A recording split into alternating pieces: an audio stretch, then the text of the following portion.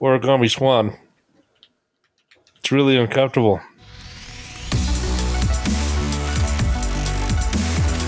Hello and welcome to the PC Perspective Podcast. We have reached episode 796. This is being recorded on October 23, 2024. I'm Sebastian Beek. Jeremy Hellstrom. I'm Josh Walrath. We apologize for nothing so far. I'm Brett Van Sprumberg. And I'm Kent Burgess. We'll have plenty to apologize for by the end of tonight's program. Rest assured. But for now, we're going to beg for money. Yes, it's the Patreon segment, patreon.com/PCPer. You can be like GS. Yes. Who somehow didn't want to give out their full name. That's fine. That's fine. Good Rao? smack. Rue or Rao? Rue. Okay. Rue. It feels like Rue. R-O-U. Yeah, just Rue. Isn't that like a Rhymes type with of you. gravy made with flour? Yes, although it's not quite spelled correctly. What, Rue or this name isn't spelled correctly? Yes. Okay. Also, fish sticks. Fish sticks, easy to pronounce, easy to remember, easy to eat and love. In fact, you can turn fish sticks easily into fish tacos using my proven 5-step recipe. Link in the description below. Not actually. Speaking of food, Josh, please talk to us. Please tell us that your burger place was actually open this week. It was open. They apparently they did not get their oil delivery. They use a specific oil that is not readily available in these parts, and so they have to get it delivered. And sadly, it was not. And so they had none of their fryers, which is a bad thing because they serve a lot of fries and chicken wings. And getting rid fish of sticks? tater tots, fries, Okay. No fish sticks. chicken wings, all not fried. That is not good. And so they got that in later the day. But yeah, they were open today, and it was the last day that they could get this special. And let me tell you, it was special, courtesy of Cutty Sark, the blended Scotch whiskey. And apparently, you can actually visit the Cutty Sark if you visit London. It is a naval ship that you can tour, but that has absolutely nothing to do with burgers. No, this is Nightmare on Ivanson. Ivanson is the street that Born in a Barn is located on. This burger is a single patty topped with fresh jalapenos, bacon, jam, pepper jack cheese, and ghost pepper chipotle mayo. All for $15.99 with a side. And I chose fries. The fries were a little oversalted today, but they still tasted good. You just brush off some of the salt and use a little ketchup.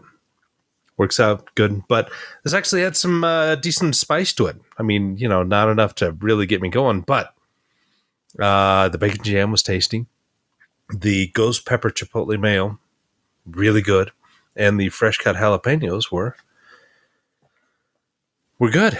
I mean, it was all fantastic. I guess the only downside is maybe I should have ordered a second patty because it doesn't fill me up nearly as much. A quarter pound of beef versus half a pound. It's a big difference there. But no, it was really good. And it's too bad that today was the last day you can get it, which, lucky for me, because I only go there once a week. Anyway, yeah. It's too bad you missed it. Too bad. This is the eve of Intel Core Ultra Desktop. Are we going to do the thing again? We're going to do that thing again later? I don't know. No. No, we're not going to do the thing where we go offline and then record another segment and then I paste it at the beginning because of NDAs and stuff. Yeah, I don't have a board, so I can't review any processors that I don't have an LGA 1851 platform to plug them into. So somewhere around in the ether, I guess people were doing some unboxings today of their processors. Not that I condone such frivolous activities, but I just don't have the stomach for it when I don't have a board. So there won't be a day one review from PCPer, but we can at least look into like this story at videocards.com where unlocked Core Ultra 9 285K approaches 370 watts power draw during Cinebench. I thought they had lowered the power draw. How can this be? I'm guessing this was put into an unlimited state, just like the old ones. Now, the actual PL1 and PL2 on these new parts is only 3 watts lower than the outgoing parts, the outgoing 14900K. So 3 watts, and in those processors in unlimited state, as you may have recently relearned watching a PC Perspective video from earlier today, they'll pull 380 watts, no problem. So this is nothing new. It's slightly down. Hey, 370 watts, actually, that's a power reduction compared to an unbridled 14900K. Yes, which it is is. pushing 390 at times. So nothing to see here. Let's see, where's PL1 and PL2? Oh, look at that, 4095. So this is insane. They have PL1 and PL2 at 4095.9 watts. So yeah, if you're going to do this, you will see outrageous numbers, but they must have some pretty exotic cooling because CPU package did not exceed 88C at 370 watts. That is impressive. The actual die is larger, which means there's going to be more contact space between it and the heat spreader, and more, distribution of the heat throughout the die. So opportunities to transfer that energy. Yes. Honestly, if you've got a motherboard that can deliver that much power cleanly and you have a cooler that can dissipate it, why not? This is apparently MSI Unlimited mode. So there's, standard mode, 241.9 to 279, and then MSI Unlimited, which they show on this chart is up to 349.08. Obviously, the HW info screen we were looking at before, that's showing like peak momentary power. Average power was only 183.136. Only. Yeah, don't be alarmed if you run a 4095 watt TDP, if you actually can take advantage of some of Use that headroom. 60 amps on your motherboard. Yeah. Use it. It's just sitting there. All of it. Doing nothing. And winter is coming. You need to, warm yourself. Ooh, keep that. Here's a story, and there's so many sources out here for this. Oh, hot takes. Very hot, off the presses. ARM threatening. Actually, they said they're straight up going to cancel Qualcomm's design license. They've given them 60 days. So according to Bloomberg and others, ARM has sent a notice to Qualcomm that their license to use ARM intellectual property to design chips will be canceled, quoting the article here. Of course, there's been a dispute going on. Qualcomm bought a company, Nuvia, and they, used those cores for their latest, greatest Snapdragon Elite X desktop processors. And Nuvia, something about not re-upping with Qualcomm and paying licensing. And no. Qualcomm's like, hey, we've got an ARM license. We bought this company, which had an ARM license, so now they're under us because we bought them. We have an ARM license. ARM is like, yeah, no, they had their own separate license, and you did not renegotiate this particular use of our process, and we hate you. And I'm pretty sure it was written that we hate you because this has been going on for forever. Well, they have a trial date set. There's a trial starting in December. Yeah. No, I mean ARM versus Qualcomm. Yes. Try and look up the number of times I have posted this exact headline. More or less.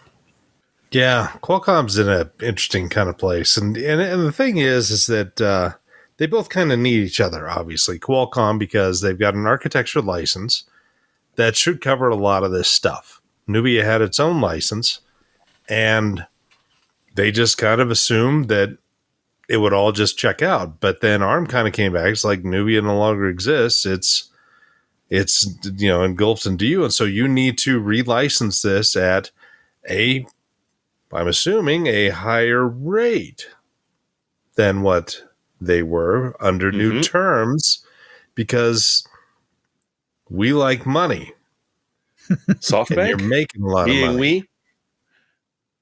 Maybe they were Because doing SoftBank- different things. Maybe they're doing different Yeah. things with it. No. Yeah.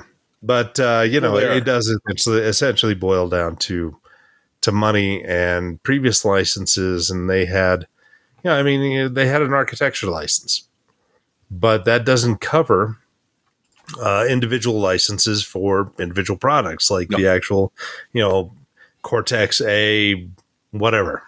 I can't remember all the different numbers. 57. Who the hell cares? But yeah. So there was some gray zones in there. Instead of just letting it go, they're doing this.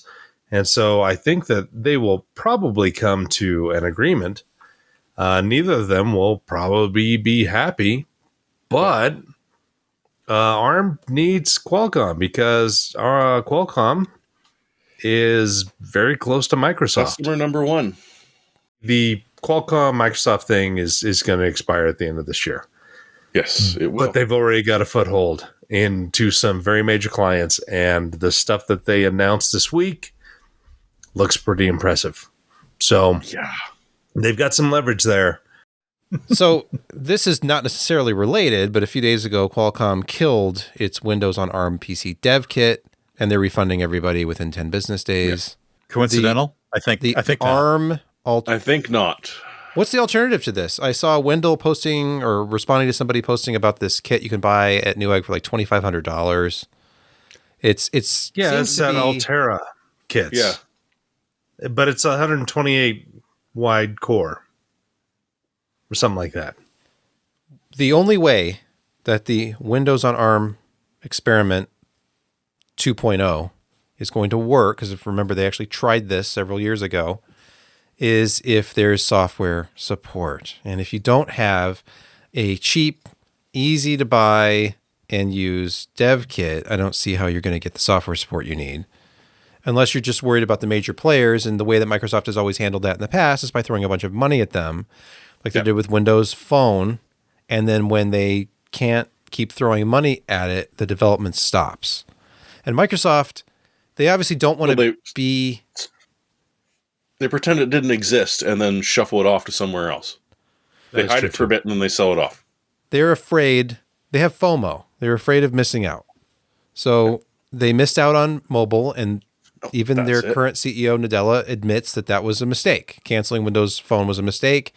They were late to the party. They tried to do it their own way. They had Intel-based phones, which were very odd. I have one here somewhere. Yeah, the Atom. Yeah. But terrible. if they kept with it, CPU. Intel did a imagine lot how of big mobile the chips. camera would be now. Just imagine how big that Nokia camera would be now. I know. Getting that It'd be division was sticking out like- wild. They Buying were good the cameras, but buying that phone division was wild. And they had some of the best hardware. I was a Windows Phone user at that time. And it was, the Lumia phones were great. And I loved, the user interface was so intuitive once you actually got kind of used to it. And I loved being able to as long resize as you my didn't want to titles use a on it. Microsoft product on it, but that was a different discussion. The biggest issue, of course, was app support. And that was the software, it just died, because you could pick up any $100 Android phone and have an infinitely better app experience.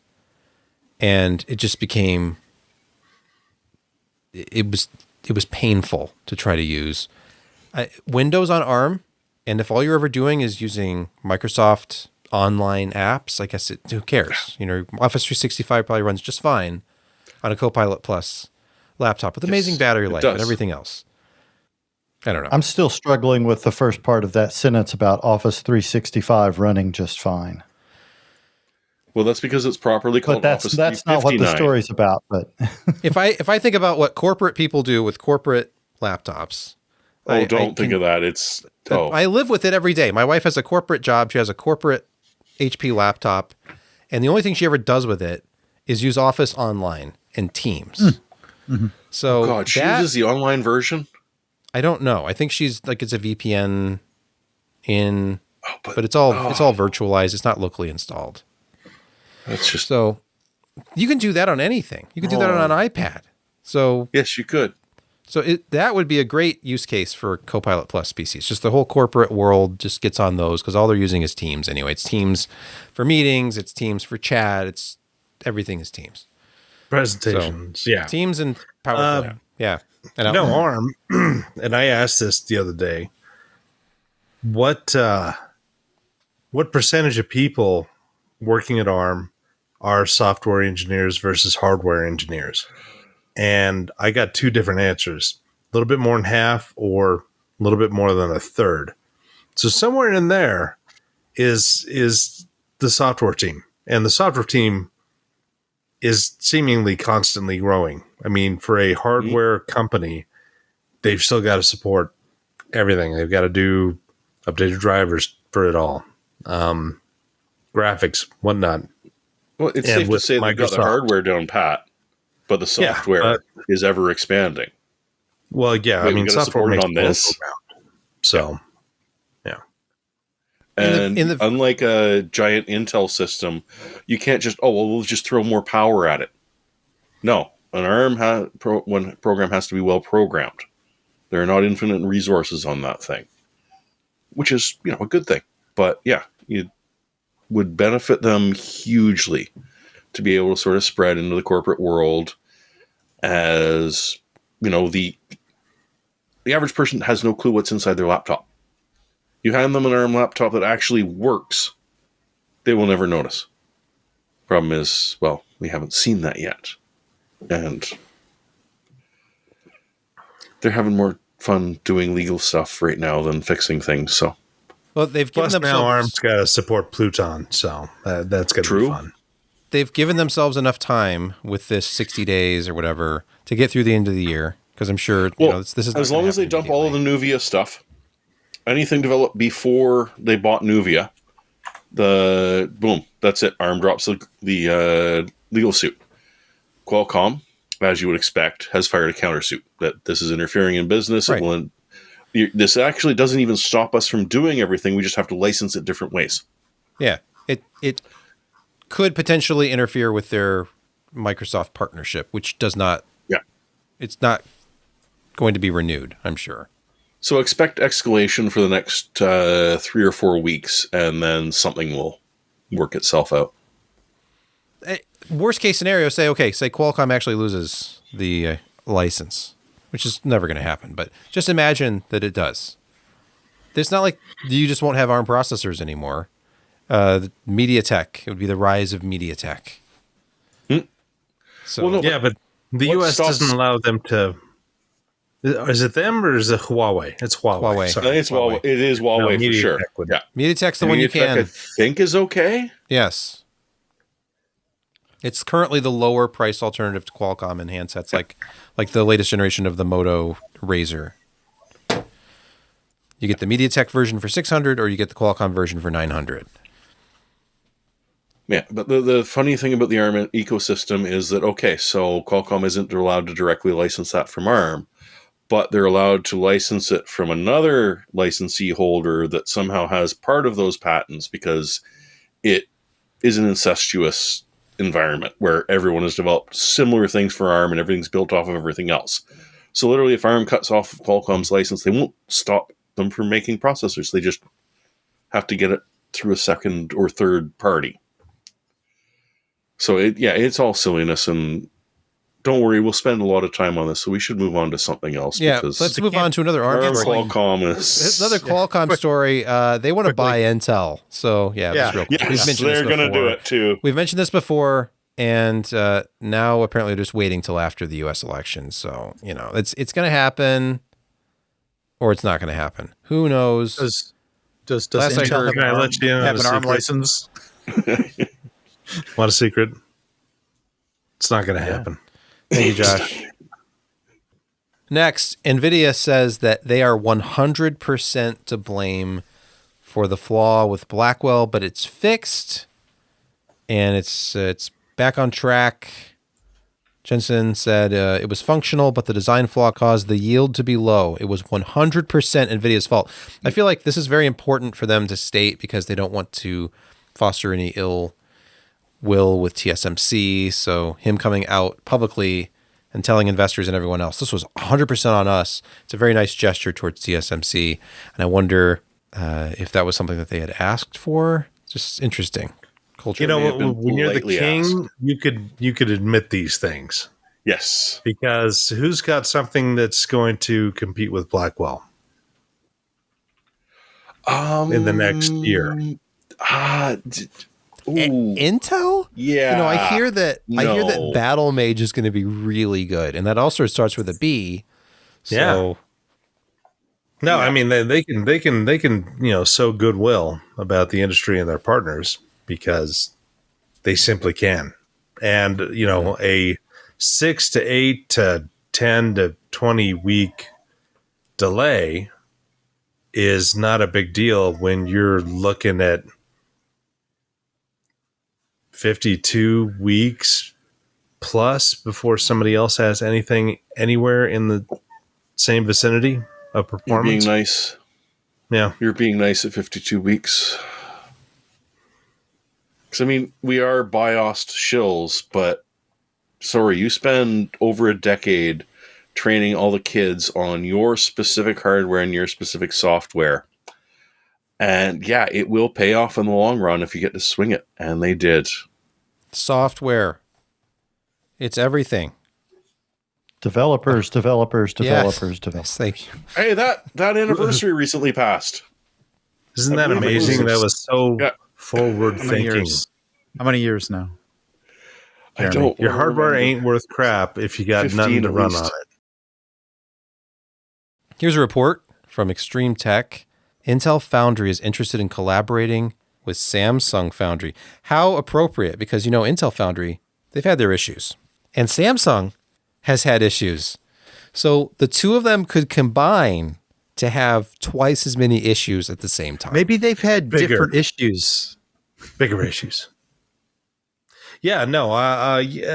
Collaboration among foundries has been a thing in the past. I mean, if you think about it, Global Foundries actually licensed Samsung's 14 nanometer process, and they were successful, very successful at that time. And Samsung had a cutting edge process, and then strange things happened. And the next generation, they had that kind of strange 8 nanometer product that NVIDIA actually utilized for their 3000 series video cards.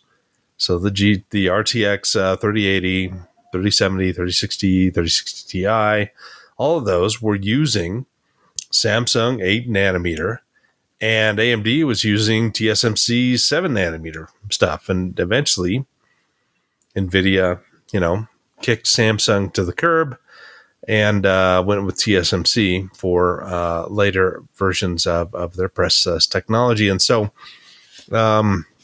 we saw the cracks with 8 nanometer because it was not very good as compared to TSMC 7 nanometer. NVIDIA did a pretty good workaround by just having really good designs and not having some of the issues that AMD had with their RDNA 2 and 3 designs on 7 nanometer, because they were not perfect from AMD. But yeah, again, design counts for a lot.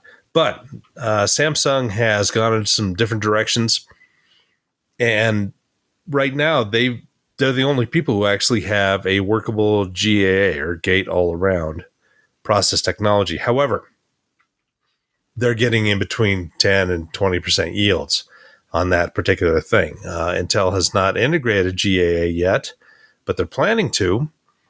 And so they're talking to Samsung about, exchanging some technology, some data, ways to do things to potentially integrate GAA faster at Intel, improve the yields at Samsung, and just have a more robust product that they both can share some R&D on, and hopefully get ahead of TSMC. We don't know how it'll work. We don't know the logistics of getting all this information together, how many engineers you got to ship, language barriers, all these other kind of fun things that is going to go to, but they want to do it. And they want to do it in the face of remember back in the day, nobody had as much clean room space as Intel. There was God, and then there was Intel with clean room space, and everybody else was way below. That's no longer the case. I think TSMC actually outclasses Intel in terms of clean room space, and it's a monumental shift in our industry because Intel has been the leader for decades with process tech, and yeah, I think that they hired on some marketing and MBAs to do some of their stuff at the higher level executives instead of having engineers, which they have had just decades before, and it has been bad for Intel. And my dog is really unhappy about being in my room, and I'm trying to get my family to take him out, but nobody They're very listens helpful, to me. aren't they? Nobody listens to me. Next, HAVN, I think is how it's pronounced, HAVN. The HS420 vGPU, I believe that stands for vertical GPU. You are correct, sir. A new case company with a new aesthetic. Well, I wouldn't call it new because this looks like an aquarium PC. It's just that the bottom intake is at an angle. And do you see the piece of metal that sticks out underneath where the motherboard would be mounted is where your power supply hides. And I will add a full-sized power supply. So this case is a little bit bigger than it would at first appear. Okay, these Sony headphones to the side. Yeah. This is fairly... It will fit EATX. Okay. It'll fit in mini ITX too, but that would look a little funny, I think. But hey, you do you. I'm also impressed by how white they got this build. Is that one of those NZXT boards with all the white armor all over it? You realize this image is AI generated, right? Just throwing it out. I feel like it's practical. Look, there's a Lego Technics set. Is that a Bugatti Veyron on the wall right there? Yes, it is. Yep. Okay, Xbox One. I feel like this was done with practical effects. My son has this light up moon. I see. So I feel like I've seen these products in real life. This looks like NZXT hardware inside of the HAVN case. That's all. So they teased it at Computex. Now it's available. How much is this thing? How much is it? Oh, you had to ask, didn't you? It's $200. It's $200. Okay, perfect. Okay. Honestly, for this. Oh, wait a minute. Without the vertical GPU is $200. Yeah, it's $199. With is $270. Yeah, well, ouch. It comes with the cable. Although TPU did say that if you've got one of the PCIe, the motherboard with a really high mounted first PCIe Express slot, it might not be enough to reach, but that's a very small sample of boards. It has, because you notice there was a lot of cooling on there, it'll fit 11 140 millimeter fans, or the equivalent in water cooling. So a 420 millimeter. Where's the intake, though? Yeah, you can put a lot of fans in it, but it's not as open as bottom the intake. Because it's got that curved glass panel on it. There's a gap at the bottom. But there's a gap at the bottom. These TPU charts are absolutely out of control. Oh, they just get longer every day. Scrolling, and I'm just trying to get back to the navigation.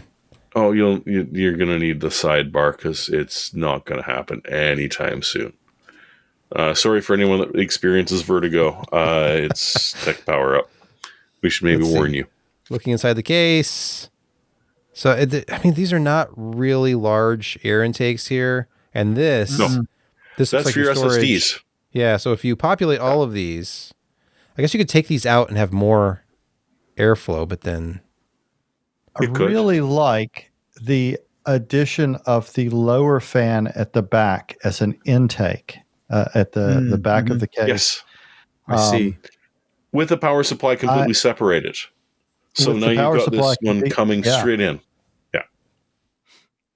My biggest problem with this case, and this is a problem I've had with several cases I've reviewed, is this is not a small case. It's not compact, and you can only fit 2 radiators in it. And I just feel like if you're buying a big case, you should be able to get at least 3 radiators of decent size in it. Can't you get that's just me? I'm a water cooling bottom enthusiast, top and back. Nope. And that bottom bracket where that holds the bottom intake fans at an angle, it's not removable. If that were removable and you could put it flat, you could put another radiator at the bottom. But Everything's removable if you've got the right tools. well, this is true. A drill and wire cutters, and Sawzall. reciprocating saw, Dremel. Sawzall, that's your answer to everything. Yeah, it is. Let's pause here for a word from this week's podcast sponsor.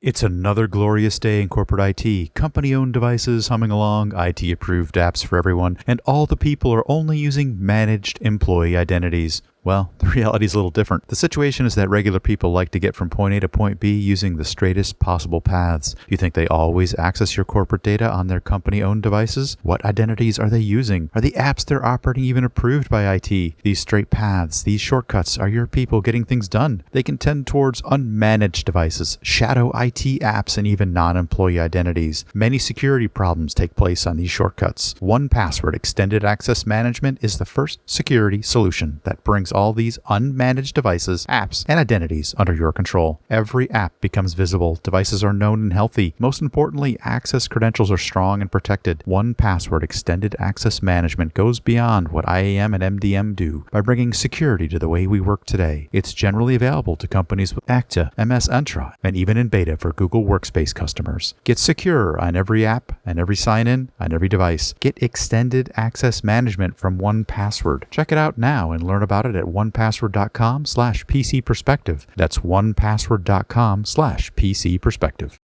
We're back, and we're going to talk about turning off those AI assistants if the app allows it. So what is this? I'm sorry, Sebastian. I can't do that. Well, but Microsoft Windows 11 24H2, I didn't ask for recall to be enabled by default. Why do I have to run terminal commands and break File Explorer? Did you click the rainbow? Oh, it's too late for you. Yep. Taste the rainbow. Forever. Meta's worse. Meta AI is on Instagram, WhatsApp, and Messenger, and there is not a damn thing you can do about it, essentially, unless you're protected by the GPDR. At that point, you can actually go into certain settings, which are unique to these countries, to opt out of some of the harvesting of your personal data and, get it to stop providing strange toppings for your pizza. Google, there is now, if you've noticed those wonderful suggestions at the top of your screen, it's now an extra click. Go over to web, and it will give you the old version, the good version of your, well, no, can't say it's the good version because of Cory Doctorow's phrase that I won't use this close to an ad break, but Google used to be better. Anyways, the best one, oddly enough, is... Say it. None of them. Say it. Apple. No, it's Apple. Yes, it is. It is. Apple has got the gold standard for you have to opt in to all of their AI and their harvesting. This is the way you were supposed to do it. And I can't believe that, Post was an Apple. Yes, I went there. Did this. They actually said, hey, we understand that you're going to love this, and we're going to tell you that you're going to love it, but we're going to make you say yes, not just enable it. It's frustrating, but hey, they put together a good list of how to turn off the various data harvesting techniques. I'm sorry, AI assistants, which are available for everything you have, whether you like it or not. This is helpful. I love it. There are names for people who say, "Oh, I know you're going to love this," and then force it upon you. Car salesman? That too. Next, this is from Tech Power Up. It's a press release. Gigabyte X3D Turbo Mode. It's going to revolutionize gaming performance. Now, you've heard of the X3D processor. Everybody's been lusting after it. X3D Turbo Mode. What is going to give you even more performance from your ultra high performance gaming CPU. It's going to be integrated into a GISA 1.2.0.2a. More microcode. Oh, there's a new one? Yes. Surprise. Great. So Turbo Mode is a cutting-edge BIOS feature that pushes the boundaries of gaming performance, according to the press release. Empirical testing demonstrates that this innovative BIOS feature delivers tangible benefits to gamers, with performance increases of up to 35% for upcoming Ryzen 9000 X3D processors, and an astounding 20% for Ryzen 9000 non-X3D processors. But how? You know, that actually gets the non-X3D part almost to X3D performance minus whatever gigabyte magic is in play here. Well, wasn't the 9700X only like 6% slower than a 7800 X3D? In what? In gaming stuff. Yeah, that sounds Hey, if you go high enough, ballpark. if you go into a enthusiast resolution with a fast graphics card, then I'm sure they're identical. Yeah. This is the problem.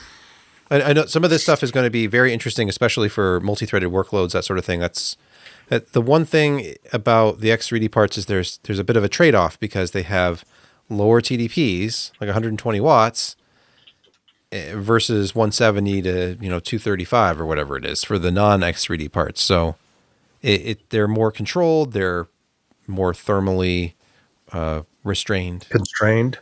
Yes, constrained, restrained. They're very well behaved. You can actually use smaller air coolers on them and they're fine. But under multi-core workloads, like say I wanted to render out this podcast, I would have better performance on the non-X3D part than I would on the X3D part. But for gaming, Yes. especially at low resolutions, they're amazing. They make such a difference. Well, that's how you game.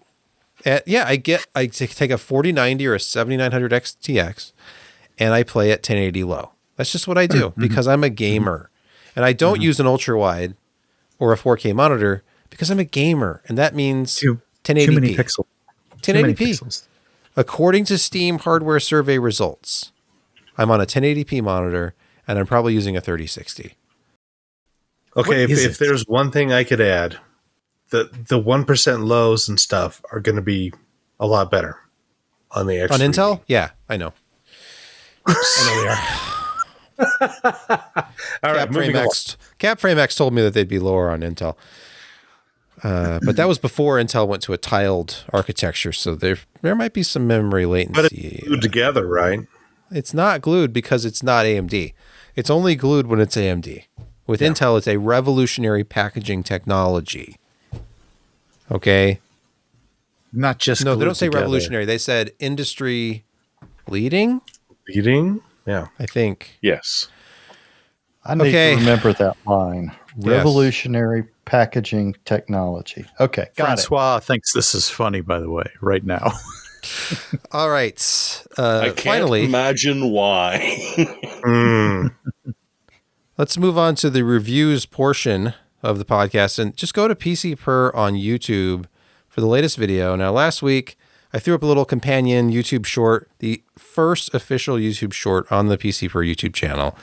I fully intend to, hold up my cell phone and make more videos down here. It's 60 seconds or less. I mean, and it wasn't even monetized. Just watch it, enjoy it.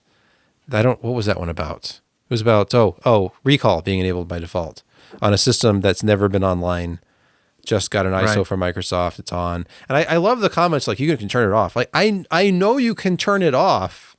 My problem is it was supposed to be opt-in only and limited to just the Copilot Plus PCs, not the regular x86 desktops. And it's on the x86 desktops and it's on by default. And there's no way to know it unless you run this obscure command that, of course, power users, of course, the most informed of us are going to know how to do this, but the vast majority of Windows users don't even know that the terminal exists and don't know what a PowerShell is. So they're just going to have recall on by default. So hopefully this gets corrected. But the latest video is about Intel microcode because I had a Asus Tough Gaming Z790 Pro Wi-Fi motherboard laying around. and it was still sealed. So I thought, hey, what better than this motherboard with outdated firmware on it to test the before and after with 0x12B, which sounds like a robot character in some kind of sci-fi video game, but It was in the But movie what The if Black, it's not The Black 2B? Hole from Disney. Not to yeah, B. yep. You made that joke last time we talked about this. No, I didn't. Lies. Yep. I Anyway, am go- nothing if not consistent. If you like 12-minute and 46-second long videos with no special effects, no music, and my voice, watch this video. I will take you on a journey of updating a BIOS, running Is some this available benchmarks. on OnlyFans? There's a very special version of it on OnlyFans. Mm-hmm. Okay, so anyway, yeah. Watch His the hands video. are even more well manicured in the OnlyFans version. Oh. I actually do clip my fingernails before I record video because I look down at them and say, my fingernails are kind of long. So then I have to go clip them. And here, look, I didn't even have the lapel mic on. So there's room mic in this part. It's extremely well produced. Watch it over and over. I thought it was informative. I think people It's can get something out of it. informative, yes. Entertaining, I don't know. But Mildly. you will, if using the latest in pointing my camera at the monitor display capture technology, you can follow along. At least it's in 4K. I mean, you can you can see let me tell fairly you. well. Honestly, it almost looked like a composite of like a video, a picture of a monitor that you composited the screen into. It doesn't even look real. When I was doing some pixel peeping later, I realized that even though I had focused the camera, I kept hitting the monitor while I was talking, and it was making it just slightly out of focus. And I regretted that. I should have had a second PC and actually do video capture, but anyway, check it out. YouTube.com/ People heard of that. PCPer. It'll take you right to it. It's the latest video. The next video, which I was simultaneously filming, I had 3 videos in production simultaneously. One of which is the Be Quiet Dark Rock Elite air cooler. I got excited because with the new microcode, even a Core i9 14900K is actually running at 253 watts by default. Not 4095.9, 253. Momentary spikes were up to about 270 watts, but it averaged about 255. In free air with max fans. Yeah, yes, but listen, even though it was max fans, yes, but my thinking is at some point I can tweak the fan profile. That's the kind of frustrating thing because yes, if you're running Blender, Cinebench, and that's it, and it's pulling 253. Even with the standard fan profile, the fans ended up at 100% when I was doing thermal and noise testing. So the Dark Rock Elite, it gets up there because it's rated for up to 280 watts, and it can do it. It couldn't do 320. It could not do the unbridled 14900K before the firmware update, but it can do it now. I was just happy. All my testing with that platform can be on air now. And I don't have to hear the droning triple fan and the audible pump noise anymore. It's beautiful. You know, I always thought at some point process technology would continue shrinking and power draw would get less and less and less until we didn't have to use fans at all. We could have little passive heat sinks like we did back in the old days, back in the 486 era. Aren't you glad you didn't make a bet on that? Yeah, because now it's triple fan, 500 watt liquid TDP cooling on a server? Yeah, that's great. And you know, fanless PCs exist. There's an account on Twitter that will tell you all about it. You know, at back in the Fanless. day, a 250 watt power supply was a high end power supply. Yes. 300. You might be told you were. You're just Yeah, you're overcompensating for something here. Yeah. Do I buy the 180 or the 220? I mean, both seem like enough. Yeah, but it's a PC power and cooling 220, so I'm going to buy that because it will last me the rest of my life. That's oh, wait. right. Damn it. It is time for Insecurity Corner. Oh, bloody-o. Welcome to Insecurity Corner, your weekly reason to drink. And our first story, just in time for Halloween, another Spectre sequel. A chill wind blows. It's back. Because that's what we asked for, right? Was Spectre to come back? Yeah. Speculative execution is just asking for trouble. The good news, and then we'll start with this because honestly, there won't be much good news after this. If you're running a Zen 3 or later, you can actually laugh. They've already blocked this speculative execution attack. If you're Zen 2 or previous, well, yeah, that's a problem. Except AMD, when questioned about this, said that Zen 3 might be vulnerable, but said it was software, not hardware. So that will not have the huge performance impact that it will on older AMD chips or Intel chips. Is this just on Linux? No. Okay. No, it's on all of them. The problem is that as of the writing of this, Ubuntu still had not pushed out a patch to be able to deal with this. It's a microcode flaw, so again, if it's Intel's 12th and further on generation, so essentially pretty much anything running right now on the Intel side, it's going to have impact on your performance. Sorry. But Ubuntu still hasn't patched it. I hope they have. I haven't had time to look into finding out if they have or not yet. But yeah, the problem is speculative execution is going to continue to be a security flaw. At the same time, it really does help your processor run significantly faster than it would. Unless, you just give up on multi-threading and, just that was just a phase. We'll get over it. We go through it. We stop using it, and a lot of this will actually go away. A lot, not all. But yeah. Maybe we can have a new Heartbleed come up next week. Oh, ouch. I don't know. Hey, the entertainment industry, it's all about sequels, reboots, and the security Whether industry. you like it or not. Yeah. Next, from the Register, millions of Android and iOS users are at risk from hard-coded creds in popular apps. I mean, it could be worse than it sounds. Do you like editing collages? Because the pick stitch, unfortunately, not the app, the server it's running on has hard-coded Amazon Web Service credentials, because that's what all the cool kids do now is hard code admin credentials into their bloody, yeah, seriously. I don't know. And there's one of the most ironic is called Eureka. It's apparently a survey taking app. And yeah, it's Eureka. We shouldn't have hard coded those because there are no honest men. Okay, that's mixing the metaphors. Yeah, there's a lot that the huge one. Why this comes up huge is Meru Cabs, which is a taxi hailing app in India.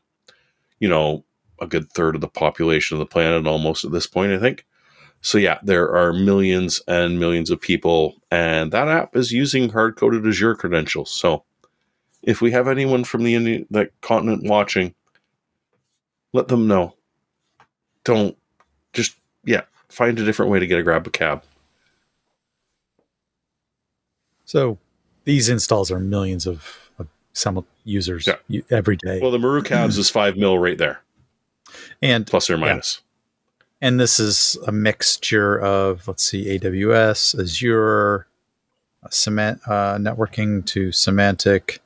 Yeah, this is rides the gamut. So there's got to be better ways to do this, people. Figure it out. Stop doing this. Don't hard code no users or passwords. Don't do that. If you have to hard code the user, fine. I understand. But the password? No. There are ways to store credentials to request access, and then they have an expiring key. Yeah. There you go. The way to store passwords is in plain text on a server with an outward-facing internet connection. As we all know, But I just invested a bunch of Post-it notes. And a sticky note on your monitor. Yeah, Here's the I other just one. bought a bunch of those. Just in case. hey, T-Mobile, they're not in the news because of another data breach. And AT&T isn't in the news for that reason either. They're in the news because to protect their users, they're fighting against this completely unjust request to unlock phones 60 days after activation. That's not fair. It's not fair to consumers. It's not fair to these network operators because it's going to make phones more expensive. You risk losing access to the benefits of free or heavily subsidized handsets because the proposal would force providers to reduce the lineup of their most compelling handset offers. That's a quote from some T-Mobile representative. So there's U.S. regulators are apparently planning on requiring the unlocking of phones within 60 days of activation. It's a proposed rule from the FCC right now. I don't believe it's gone into effect. Well, clearly, it hasn't gone into effect. It hasn't. No, not yet. This is some very heavy lobbying going on right now. And I mean, it's so weird. I thought they were in the news because a bunch of T-Mobile customers were upset they hadn't died. That happened That also. lifelong. I'm one of those people. I was supposed to be are you? $50 forever, and now I'm $55. Well, I'm sorry to say you are in your next life now. Yeah. Wow. You're still alive then. This is still your first life. Importantly, though, my free extra line for life from a promo years ago is still in effect. So I do have a free line, but the one I pay for is $5 more now. So I didn't want to fight them too hard on it because if they ever move me to a different plan, I lose my free line, I think. They would find a way to make that happen. Yes. They would tell me, oh, no, that's not going to happen. And then the next month, there'd be an extra $50 on my bill. Right. Well, let's just wave goodbye to poor AT&T and Verizon being unable to fully subsidize phones anymore, perhaps. Device Sadly. unlocking is a pain in the neck. It should be automatic, which it is on certain carriers. It is actually on T-Mobile now. Once your phone is paid for, if you had an installment plan or something, then it automatically unlocks itself. I think AT&T, you still have to contact I remember them. having to Verizon, call them last time. AT&T? Yeah. Yeah. I used to have to do that with T-Mobile. Now I don't. Apparently Verizon is... The groups cited the Verizon rules as a model and urged the FCC to require that device unlocking is truly automatic. Apparently Verizon does it that way as well. Unsure. If you're paying for the phone up front, just buy the unlocked version of the phone. And this won't be an issue, but most Skip people the don't do subsidies. that. Most people buy independent. a phone on a plan. I don't think the majority of people walking into a Verizon or AT&T or T-Mobile retail location are saying, I want to pay $1,200 right now plus tax. Can you help me do that? No, they line up the Apple Store for that. They're trying to frame this as being it's good for you because it'll keep our prices down. And really, they just want to keep you locked in. That was the whole point. They used to sell you the flagship phone for $200 with a 2-year contract. You know, things like that. Let's juxtapose this with the previous story of how many millions of users are currently suffering from potential malware due to, or having your data stolen due to embedded clear text passwords or user IDs and things like that. I'm not sure that this protection racket is all that it's cracked up to be. Locked in. But it's convenient. Sure. It is time to move on to gaming quick hits. In our first story, Netflix's AAA game studio, Blue, has shut down after making 0 games. It's a sign of the times. You know, you pour a bunch of money into something worthless. I guess you just can't. I don't know. It's strange. They pulled in Tax talent. write-off. They pulled in talent. They pulled in the executive producer from Overwatch, somebody from Halo. They had alumni from Blizzard, Bungie, Sony. People who had actually made AAA titles in the past. And I don't remember how long that they were working on this, but I remember us talking about this some number of months ago that, Netflix is going to make a game. Was it years ago? Well, no, they had a gaming service for years. Oh, okay. Then they hired a bunch of people to make games. And isn't there a Halo TV series coming out soon or something? Well, they're still doing the service, but they're not. This was a AAA gaming studio that they've pulled the plug on. But they're good at the mobile phone game thing, right? That's what they do. So they'll just do that. And, hey, it's television shows based on video games, hit or miss, but is there a trying. TV Usually show miss. based on Candy Crush yet? Because I feel like there probably should be. Someone's missing. Yeah. people flicking at their screen for these meaningless little level grinders where there's no actual winning condition, so it's not technically a game. That definitely needs if to be they a Black can make Mirror an episode. if they can make an Angry Birds movie, they could certainly make a Candy Crush movie. Black Oh, Mirror. yeah. Black Mirror episode. Let's just do that. But, I mean, essentially what you're saying is that Netflix wishes they were Chris Roberts. Because Chris Roberts has created a money printing machine without having to do a damn thing. I mean, they do things, but Well, they put out he did a live demo earlier this week. And it I have crashed a lot. friends who play Star Citizen. How much have they spent? How much do they spend? Oh, for it's the insane. privilege? It's insane how much It's they a have scam. spent. It's like a. But they love religion. it. I know. It's like a religion, and they they're add new indoctrinated. things. And he got a 4090 so he could run it faster. So and, obviously he has some disposable income. So good for them. This feels like the next story, does it not? Oh, it If they is. tried It was a cocaine, segue. because it's probably cheaper than Star Citizen. Yeah, it's the Yes. same clientele too. It's just like the same kind of people who would. They just need that quick hit because it makes them feel good. All right, next. But Let's don't talk about worry. Star Citizen. Let's talk about Star Citizen for the millionth time. The developer is confident It just in keeps releasing coming. a single player story in 2026 or 2028 or 2032 or Oh no, whatever. it's apparently firm this whenever year. the year. millions and millions of dollars stop flowing in, then maybe they'll actually get their stuff together and finish a game, because there's absolutely no reason for them to finish it when they have devoted He fans recently that are hit making millions of dollars. $731 million. Oh no, see, they're behind. It's not 729 anymore. It's in okay. the past couple of days as Every at second it gets higher. 731. Yes, it does. Does this story Why- feel like a boost to his income flow, or for a reason to boost the income flow? Oh my gosh, it's coming soon. I want to invest. Well, you didn't link to my story, which is it still wrong to mock Star Citizen and Squadron 42? The answer to which is no. This is not Schadenfreude. This is not, taking joy in someone else's failure. This is staring at something going, how in the hell could you even pull this off? You originally started this as a Kickstarter. You made just over 2 mil. Mhm. And then you decided to start harvesting off of your own website, which pumped you up to close to 100 mil. And you have, for the last 11, 12 years now, Or 14. harvested. Is it really This- 14? This is the article that we're talking about. Because it was like 20. Is the Star Citizen offshoot called Squadron 42. And I can spell it, by the way. I just spelled it wrong in the email. I'm going to apologize for that. There's an apology. There's one right there. You should. I spelled it correctly several times. He's like today. Jensen. He's so He's confident owning it.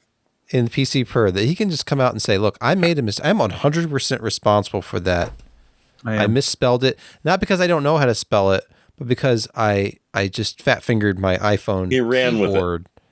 And Wait, I was dictating it. Are you kidding me? I was just talking. to Wait a Siri. minute, dictation spelled it wrong. That's Apple Intelligence at work. Yeah, I guess so. The point here is that it's the Star Citizen offshoot, Squadron 42, which is the single player version. Okay, where kind of the backstory of when you you take your character into the multiplayer version of the real Star Citizen, I guess you could call it. This has been going on for 14 years, and I don't know how much money you could say was vectored towards this versus the full Star Citizen. I don't know, but it seems like close to $750 million should be enough to bring a couple of games to market. Well, as they said in the original Kickstarter, this is all about the quality of the game. We're not going to put any end dates or benchmarks or targets. We're just going to sit here and slurp up your money. Which, to be fair, I don't think was his original idea. It's just that how tempting is it when you sit there and they just keep throwing money at me? Okay, here's this new ship that you might be able to pay real money for. Oh, wow. Okay. How much more expensive can I make a ship? Oh, well, hell, why not? I mean, good on him. And Chris Roberts, if you're younger and don't know who Chris Roberts is, this is the guy who brought us Wing Commander. This is the guy who brought us so many brilliant games in the past. Yeah, and it's that reputation that has allowed him to milk this thing the way that he has. Yeah. You're buying him. You're buying the personality. You're buying the prestige of it. You can showcase your wealth by the things you have in the game. There are some people who really like that. They're the people who drive $300,000 cars. And can you imagine the backlash if Ubisoft or Blizzard tried to release a game on this same model? It would. But they'd be bankrupt before then. Supreme Commander. I mean, they were all really good games. Yeah. And he banked that. And he took a bunch of people. Good on him, I guess. I don't know. It's like a Ponzi scheme that you can't get arrested for. Yes. But he's actually got product. So, I don't know. You know what? If people are entertained by it and it's making him money, isn't it? Can't you just call it done? Like, by the way, this is just called the Star Citizen Experience. It's a never-ending. Don't give him ideas. Oh, my Lord. Unlike No Man's Sky, which just keeps giving you massive upgrades for free. Yeah. All these years later, it's still kind of expensive, but you get your money's worth and then some. Somehow I've never paid any money for it or played it, but I've got it and about 18 DLCs for it. Fire it up one day. All right, let's move to Picks of the Week. It's already time for Picks of the Week. Josh, you want to get us started? Sure. So Thrustmaster came out with a brand new direct drive product. Instead of using, I can't remember what the name of it is. So older direct drive wheels have, the shaft in the middle wrapped with copper and then surrounded by another thing with copper. And it's essentially a large motor, 5 to 17 Newton meters. Some of the higher end stuff is 24 Newton meters. But to get more force, you've got to expand the axle or whatever you call it. The I think it's a stator, perhaps. It might be a stator. Stator, thank you. But they decided, you know what? An axial motor is a lot more efficient because instead of, going for length, you're going for girth. And It's obviously important. you know what an axial motor is Bront. Of course. Yeah. So anyway, okay. Think of it this way. I knew that was You've got a shaft I knew that. with coils around. An axial is different, is that you've got two plates that rotate around this way. And so you use less material, less power to get the same type of forces as this kind of, stator type, which is a rod wrapped around. And so they're doing this, and they avoid things like cogging. because if you know how the magnets are around the stator, that when you start turning it and the magnetic field kind of jumps from magnet to magnet from your coil, it actually can cog. So I know Servos are a it's lot like terrible, that. terrible. Servos. That's how servos work exactly, Josh. Yeah, so it's a terrible thing. But anyway, the what is it called? The T598 uses an axial motor, and it's only a 5 Newton meter, but it can boost up to about 7 or 8. They don't give you exact specs, but it has like no cogging. It's super responsive. Uses less materials than a typical direct drive motor. It's a little funky in that it's wider, taller, and far skinnier, but it's a really interesting thing that they've jumped to, and they're the first in the industry, as far as I know, that have done this. And not only that, but it's less expensive to produce than these kind of, stator type direct drive wheels. And you can see the blowout there. So you've got the housing on the right, and then next is that kind of axial motor with the magnets. And next to that red thing, that's a PCB with the copper wiring. And it requires far less copper wiring to be able to get that same effect that a larger stator with a ton more copper actual wire rather than a PCB with, copper wire embedded in there. It's a really interesting idea that they have, adapted to direct drive wheels. So it's, it's $500, and that includes the drive, a wheel, and a 2-pedal base. And it's a reasonable, wheel for it. It's got the new quick release mechanism.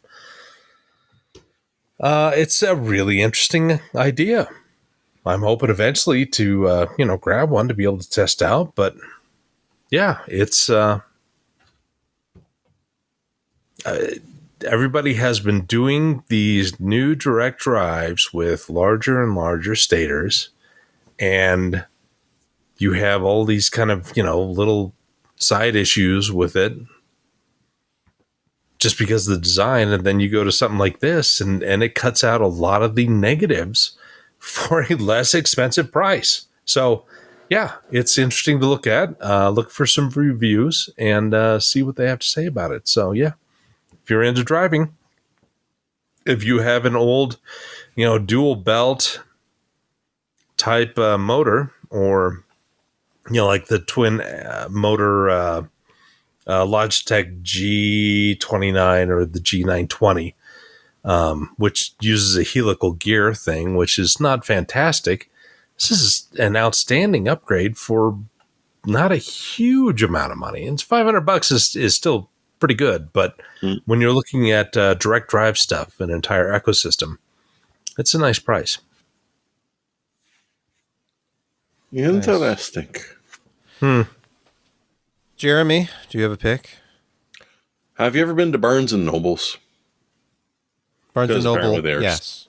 They're still a thing. They don't have an S here. No. I don't think they even exist up here. But what has happened, which is worth mentioning, I think at least, is that Kurt Vonnegut, a wonderful author that if you don't know anything about, you probably should learn about. When he was first starting to write, he wasn't very well received. So he tried to make a board game called General Headquarters. Think kind of like Stratego. Very small, very strategic, couple of counters on the board, which indicate a variety of different military units. It never caught on. But many, many years later, after he first pitched it, and many years after he's passed away, a bunch of guys grabbed it and said, hey, board games are under huge resurgence right now. let's grab it, clean up the rules a little bit, include his original rules and his notes on just designing the game, and put it to market. So anyone out there who likes board games or Kurt Vonnegut or both, this is very interesting. I'm kind of thinking about picking it up. It's in peak board game market season right now, so it's going to be extremely expensive. But hey, this is something worth mentioning, at least as far as I'm concerned. For anyone curious, he wrote it between Piano Player and Cat's Cradle.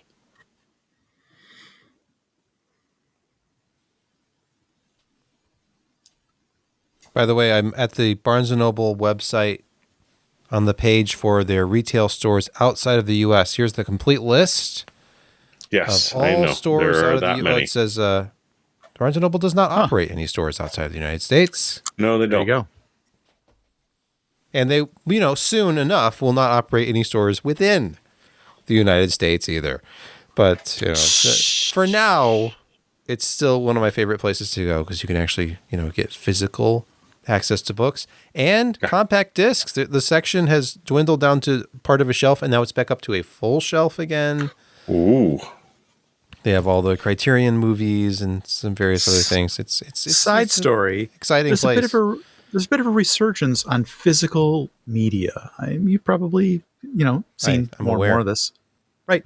I was But way ahead of the curve on this. Are you aware that there's a recent movie, and I'm talking about the latest Aliens movie that came out just a month or a couple of months ago, is being released on VHS.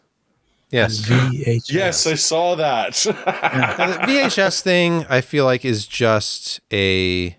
It's kind of a stunt. It's a bit of a stuntish kind of thing. No, there are people who are into it, but I feel like it's There just one of are, those sort of there hipster are. affectations. It What kinda will is. end up being really valuable to people, I think, at some point is to purchase compact discs, because then you actually get, lossless Yeah. audio, and you don't have to pay for a streaming service, and you actually own it until it rots. I mean, eventually it will there's- stop working, but There's enough of a market for holding the media that for a particular kind of product and a particular kind of, for a format, go back to VHS is very, very interesting to say that there's enough of an appetite for that sort of thing, for just the right kind of properties, really the word I wanted to use, for just the right property means that this could expand, and people are starting to understand that streaming doesn't mean you're going to be able to have it. And that people, the pendulum swings. I think people are going to want physical media again, or to own their media. you know what the More and ultimate more. flex is these days? Physical media player in your PC. Yeah. I bought this in 1986. Actually, it was gifted to me. Rachmaninoff. Okay. Still plays. Yeah. 1986. They didn't use the acid label. I've never had a CD fail to play. Only burned CDs from 20 Yeah. plus years ago, but commercial CDs never. Yeah. The Blu-rays, yes, I've Oh, had those yeah. fail. Well, these are pressed and not burned. Yes, Right. Yeah. It's a big Indeed. difference. So, Well, with CDs, it was always what they used for the label. So if on the top of it was the acid etching, that's not good for it. you wanted the archival CDs with the real, I think it was cyanamate or it was a cyan based dye. I of liked some the sort. verbatim archival CDRs. Those are my jam. Yeah. Can't get them anymore though. And maybe actually you can. I thought there was one Maybe. company that still makes those. You can get them on Amazon or something. I'll look into it. Might be new old stock. I don't know. Yes. Brett, your pick this week. I went with something fairly straightforward for fans of psychological horror movies. I don't know how Fanatical is doing it as a vendor, but they're actually undercutting Steam and then giving you a Steam game. So for something like 10 or 20% off, you can get a very recent release. This was released like 2 weeks ago. As a great example here, here's Silent Hill 2. It's like 20% off. Wasn't it It's an released 20 expensive years game. ago? Silent Hill 2? No, Silent Hill was, but Silent Hill 2 Okay. was released just a couple weeks ago, I do believe. Yeah, this is $55.99. Still fairly expensive, but it's 20% off the Steam price. I actually went and checked before the show. Yeah, it's $70 on Steam right now. I don't know how Fanatical's doing it, giving you essentially a Steam access for 20% less. So not every game is on Fanatical, but if you're interested in a game, you should probably swing by Fanatical and take a look. Here's a prime example. So if you like psychological horror, it's that time of year, October, coming up on Halloween. This might be for you. Hey, I wake up every morning just like everyone else. I sometimes think it's not worth chewing through the straps. Yep. I'm just going to stay Honestly, in bed and wait for the. I want to wait for the orderlies to bring me my juice and M&Ms. Yeah. Are these Silent Hill references? No, No. It's just my life. Okay. No, it's just Kent. geriatrics. Come on, man. Kent, your pick this week. Lately we've seen a lot of cases that are this sort of dual chamber, like the one Jeremy showed earlier, where the power supply is positioned horizontally. And I've seen these reviews of people, oh, this is groundbreaking. Fantex did that 5 years ago. This is the Enthoo Pro 2. This case is really not much larger than most of these glass fishbowl cases. It has amazing airflow. You can fit up to two 480 millimeter radiators and two 360s at the same time. You can put dual systems in this. You can put up to 15 fans. You can put up to 12 hard drives, full 3.5-inch hard drives in this. It breathes amazingly Well, what about well. the 5 1/4s? I actually think you can get a 5 1/4 in the top, if I'm not mistaken. Oh. Maybe I'm wrong about that. No, There it no, is. you Oh my can't. God! That's Look at for it. the- No, No, I see that it. looks like a that's 5 for the- 1/4. that's- Put a slim one in there. Just jam it Okay. in. Yeah, No, Think that's about it. that's not a 5 1/4. That covers the USBs.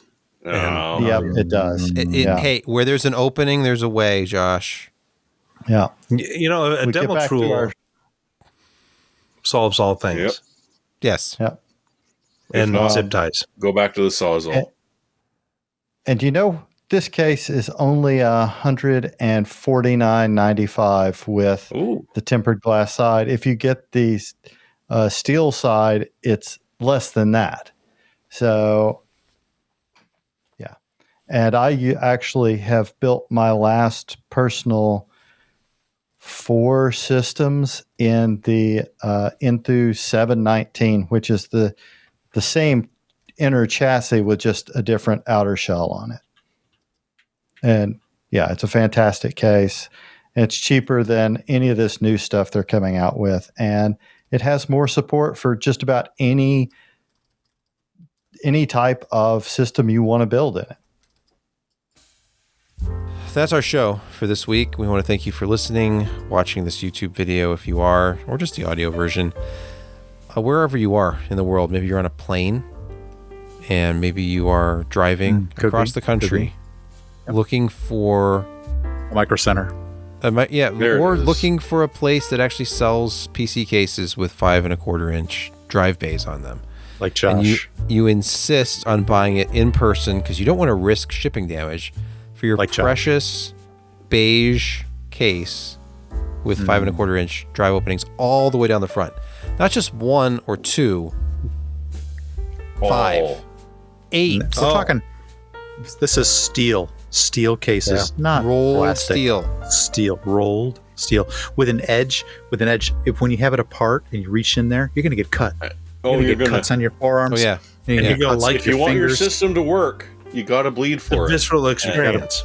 If you haven't Bleeding. gone to the emergency bleeding. room because of a computer case, then you just aren't. I don't know if you're You an haven't enthusiast lived. or not. You ever put together a PC with like no backplate with like the electronics just hanging out? I don't hanging out of like the doing back? that. It feels wrong. It's dirty. It feels dirty.